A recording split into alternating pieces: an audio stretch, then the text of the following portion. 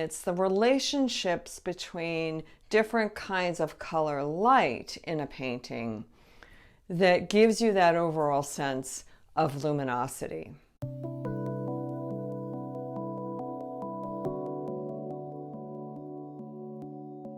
Hey everyone, I'm Marianne Mitchell. Welcome to Whole Artist Mastery. So today I'm going to be talking about what I call color sandwiches. And this is actually a continuation of the discussion I started last week about the composition of luminosity. How do you create luminous paintings? What are the components of color and light that need to come together so that the overall effect in your painting is luminous? So the paintings that you see on my wall right now are under construction. They have yet to really reach that level of luminosity that I'm after. But today what I want to show you is how to create color depth, which then creates color light. And it's the relationships between different kinds of color light in a painting that gives you that overall sense of luminosity. So what is a color sandwich? A color sandwich is made up of several different colors layered on top of each other to create an overall sense of depth within one color, as opposed to creating the same color in a single swatch of color. That gives you a much flatter sense of depth in the color. So how do you create a color sandwich? Well, you start with one color at the bottom, and then you may add 1, 2, sometimes 3 colors on top of that, and then finish it off with the same color that's underneath, just like a sandwich. So in thinking about different kinds of effects that you want to get, different kinds of color depth. Do you want something that's warmer, cooler, more complex, more simple? That will then determine how many layers and what different colors you're putting together to create that color depth.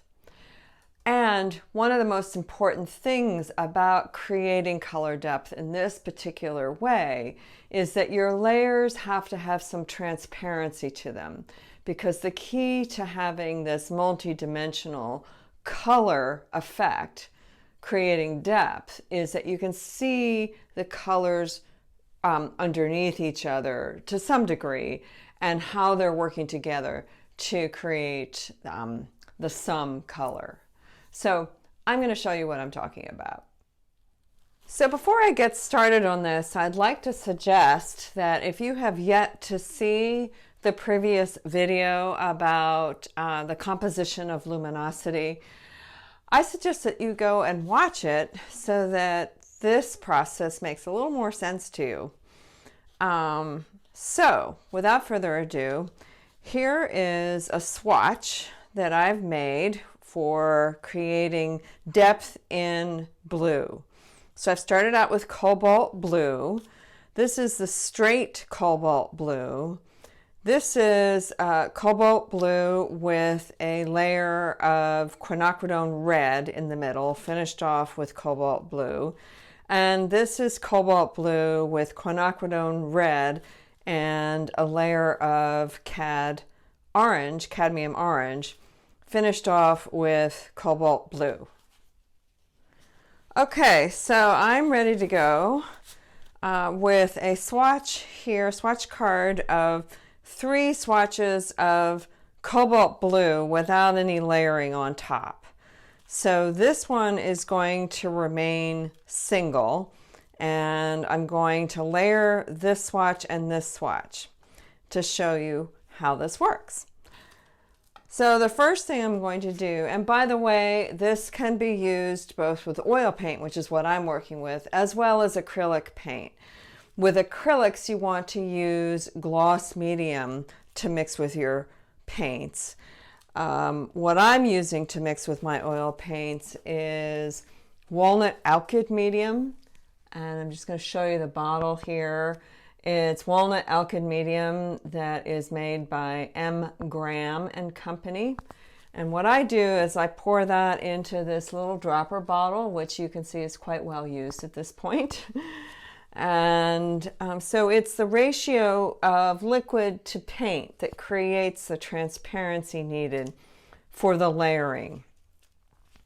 So with the blue, now remember, I've already put the base color down of blue so that the top layer is also going to be blue, and I want that to be a little transparent. So I'm going to add, let's say, 3 drops. You don't need a whole lot of medium to get the right consistency. So there's the blue. And then the red.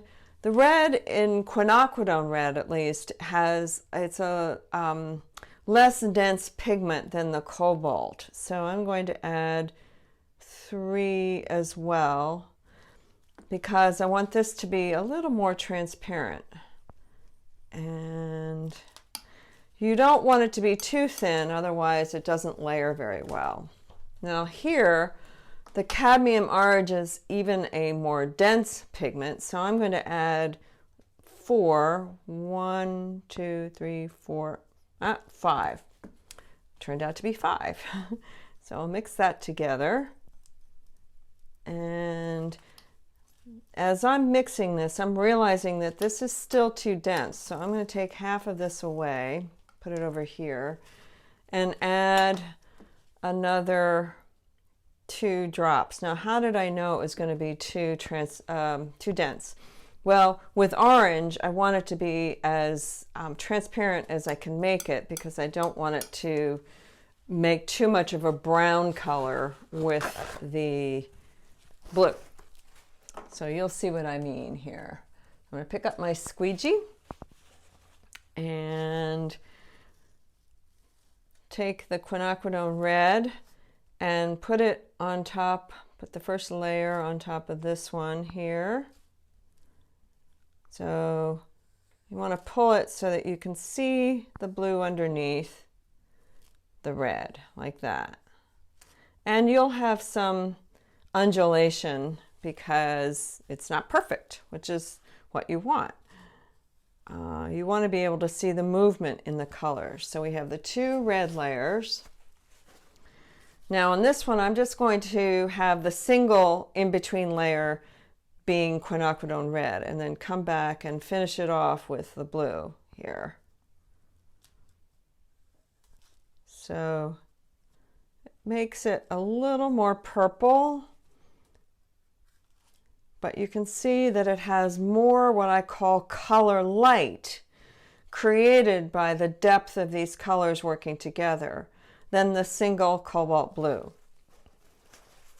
Now on this one, I'm going to add a little orange, and you can see it's more transparent because I don't want it to be too opaque.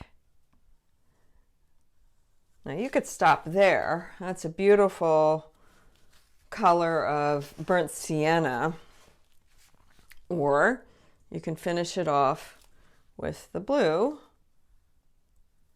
which ends up creating a little different. It's a little more of a complex blue because of the warm and cool colors working together. And I'm hoping you can see this in the camera. I'm going to hold this up so you can see more closely that this is the single color here. The middle one is cobalt blue, quinacridone red, and cobalt blue. And this one is cobalt blue, quinacridone red, cadmium orange, and cobalt blue. So what I suggest is that you go and watch the previous video about the composition of luminosity so that this all makes a little more sense to you. If you have yet to watch that, I highly recommend it so you can put it all together and understand what I'm talking about here in terms of what color depth is. I also have a video that goes back a little bit further in time about how muddy and clear colors work together to create color light and different effects in relationships between colors. So I invite you to watch that one as well. So a couple things about making color sandwiches. First of all, you can do this with many different kinds of colors. You can do it with creating depth in orange, in red, in yellow, in green, different versions of all of those colors. You can either make them warmer or cooler, bluer or redder or more orange. The sky's the limit, really. And so you can also do this with wet on wet, which is what I was doing, or on top of a dry color, putting a transparent color on top of a dry color and then another transparent color, waiting for it to dry just a little bit in between so that you actually see the layers a little more effectively. It just depends on what you want. If you want it to be a little more blended, then do wet on wet. If you want to see the layers actually on top of each other, then wait for each layer to dry a little bit. In acrylics, this is much more of a efficient way of doing it, with dry on dry, because they dry much more quickly than in oil. But when you're working so thin in oil, it actually doesn't take very long for the paint to dry. You can also do this with brushes. Now, I was doing it with a squeegee, which is something I purchased from the Cold Wax Academy. Many of you probably are familiar with the Cold Wax Academy. And I find, even though I work only with straight oils as opposed to adding cold wax, I find these tools very effective. But you can also do it with brushes. And if you do it with brushes, I recommend doing it with a synthetic, very soft bristle brush, so that you get more of a silky effect when you're layering with the transparent color. Also, I would like to suggest that if you're interested in a deeper dive in how to make colors and how color sandwiches are a part of that, I invite you to go to the Whole Artist Mastery website, to the online workshop page. And there you'll find the class Practical Color Application for Painters, which in the last video I mistakenly called Simplifying Color for Painters, which was an original title, which we changed. So being a little transparent here myself. Anyway, I have so much fun making color sandwiches, and I hope that you enjoy it as much as I do. And I look forward to hearing your comments down below. Questions, if you have them, I'll try to answer them, and enjoy. So thanks so much for watching, and I'll see you next time.